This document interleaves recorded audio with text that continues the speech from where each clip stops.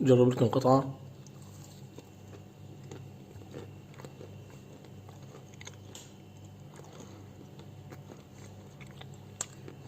عن جد طيب كتير، راح يحبوها الصغار والكبار. بنصحكم تجربوها. أتمنى الفيديو نال إعجابكم. لا تنسوا الاشتراك بالقناة وتفعيل زر جرس التنبيهات والضغط على زر الإعجاب. السلام عليكم ورحمة الله وبركاته. أهلا وسهلا فيكم أصدقائي في قناة المطبخ السوري مع الشيف أبو العيد. راح نحضر اليوم الشوكولا بالمكسرات. هي ضيافة طيبة كتير، سهلة التحضير. نحضرها حوالي 10 دقايق، ما بتاكل معنا شغل كتير. عنا المكونات 200 جرام، حوالي 200 جرام شوكولا عادية، و200 جرام شوكولا بيضاء، وعنا كمان حوالي 200 جرام فستق العبيد أو الفول السوداني. راح نحضرها بقوالب السيليكون. قوالب السيليكون تيجي أشكالها حلوة كتير ومتوفرة بأغلب المحلات سهلة الاستخدام. أول شغلة راح نسويها، راح ندوب الشوكولا ونرجع لكم بالمرحلة الثانية. هلا أنا عندي هون على النار طنجرة، وحطيت قلبها مي لحتى ندوب الشوكولا. طبعا ما بصير نحط الشوكولا مباشرة على النار لأنه تحترق معنا وبصير طعمتها مي طيبة.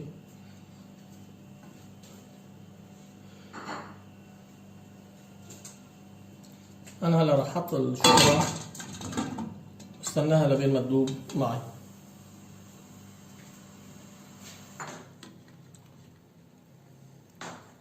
هلا هيك بعد ما ذبت معي الشوكولا بشكل كامل، راح أروح أدهن قوالب السيليكون. طبعا الشوكولا البيضاء بندوبها بنفس الطريقة.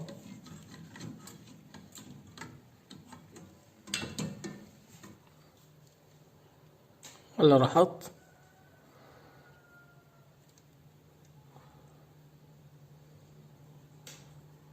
من الشوكولا بالقالب،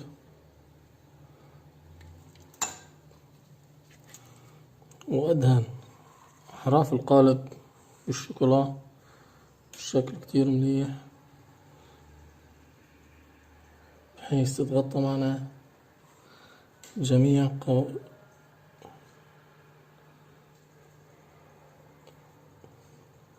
جوانب القالب.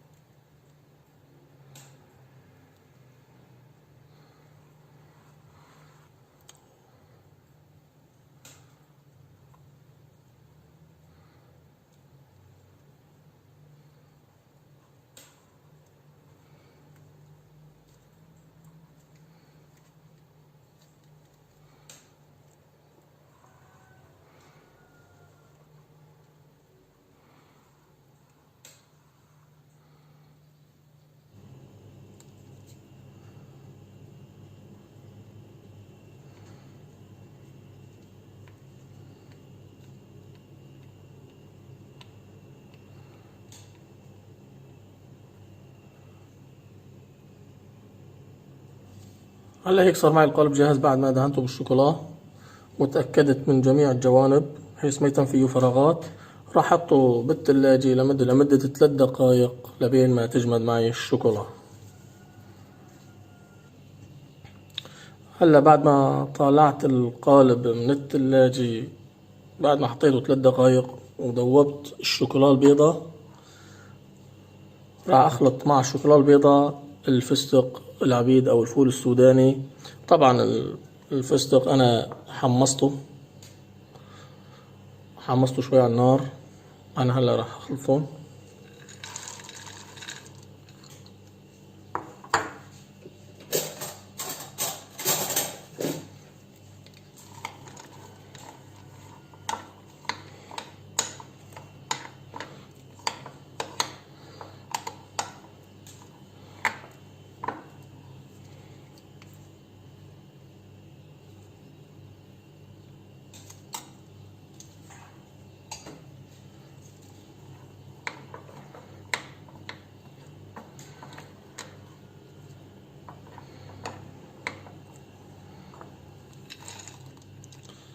أحط الكمية كلها.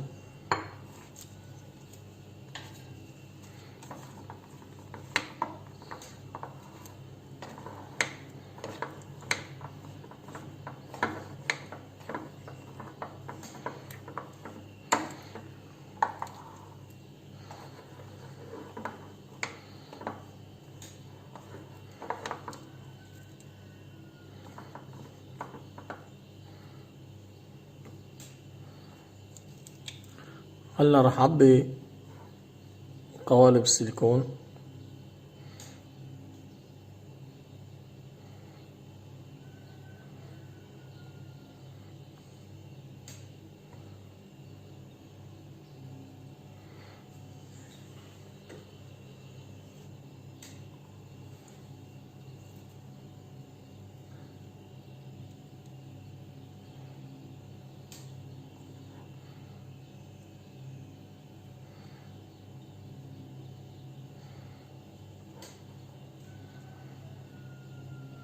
طبعا ما بكتر فيها كتير لأنه بدي أرجع أغطيها بالشوكولا.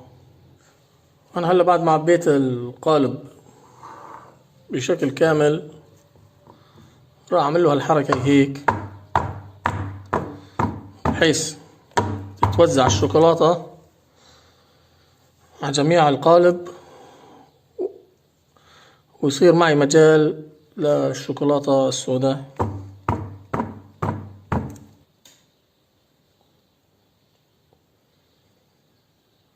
طبعا ما بكتر كتير.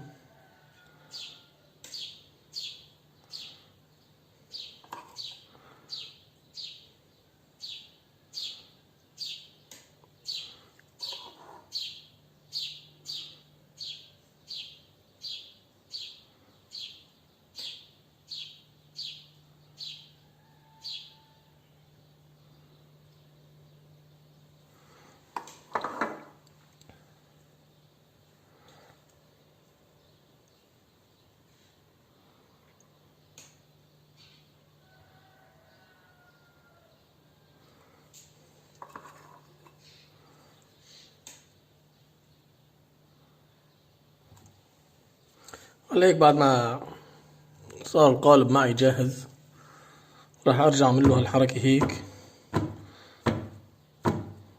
مشان تتوزع الشوكولاتة بشكل متساوي، وراح احطها بالثلاجة لمدة 4-5 دقايق وبرجع لكم نشوف شو صار الشكل النهائي. القالب بالثلاجة لمدة 5 دقايق ونشوف كيف صار معنا شكله. لاحظوا معي كيف بتطلع سهل طلعانة كتير من القالب.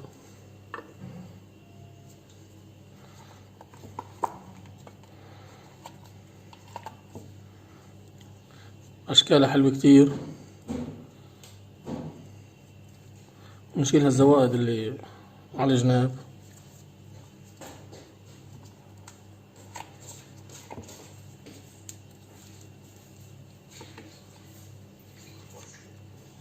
هلا هيك صار معنا الشكل النهائي. بنلاحظ أشكالها كتير حلوة وصارت معنا كمية منيحة.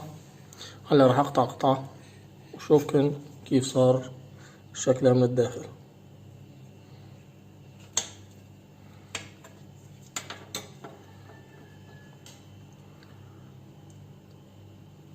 بنلاحظ كيف صار شكلها بالداخل.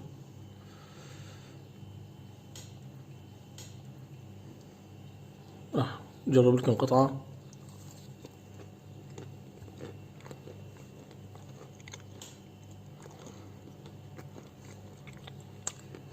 عن جد طيب كتير، راح يحبوها الصغار والكبار. بنصحكم تجربوها. أتمنى الفيديو نال إعجابكم. لا تنسوا الاشتراك بالقناة وتفعيل زر جرس التنبيهات والضغط على زر الإعجاب. والسلام عليكم ورحمة الله وبركاته.